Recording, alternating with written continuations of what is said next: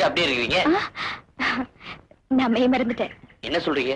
சொல்றேன் வாங்க, பேசிக்கிட்டே போறேன். நான் எந்த விஷயத்தையும் மனசுல வச்சுக்க மாட்டேன், வெளியாவே சொல்லிடுவேன்.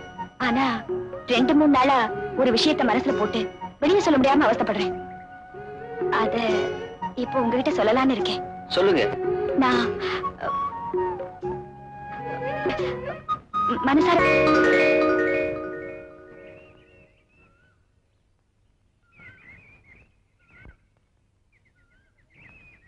என்னங்க, எந்தவித பதிலும் இல்ல. சில கேள்விக்கு பதில் சொல்லலாம், சில கேள்விக்கு பதிலே சொல்ல முடியாது. சில கேள்விக்கு எப்படி பதில் சொல்றதுன்னு தெரியாது.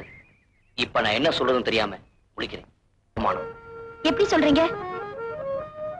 வசதியான நீங்க என்னை காதலிச்சா உங்க வாழ்க்கையில் ஏதோ தப்பு நடந்துக்குன்னு உங்க ஜனங்க பேசுவாங்க.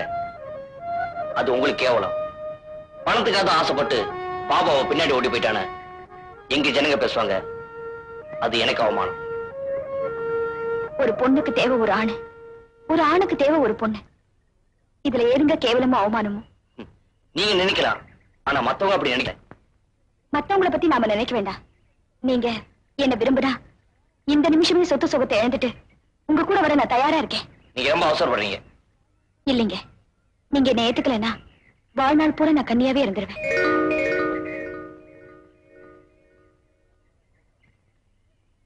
ஏனுங்க, நீங்க அந்த மாதிரிலாம் சொல்லக்கூடாதுங்க. இத பாருங்க, இனிமே நீங்க என்ன வாங்க போங்கன்னு சொல்லக்கூடாது, வா போன்னுதான் சொல்லணும். அதுதானுங்க முடியாதுங்க. கீதா, இங்க வா.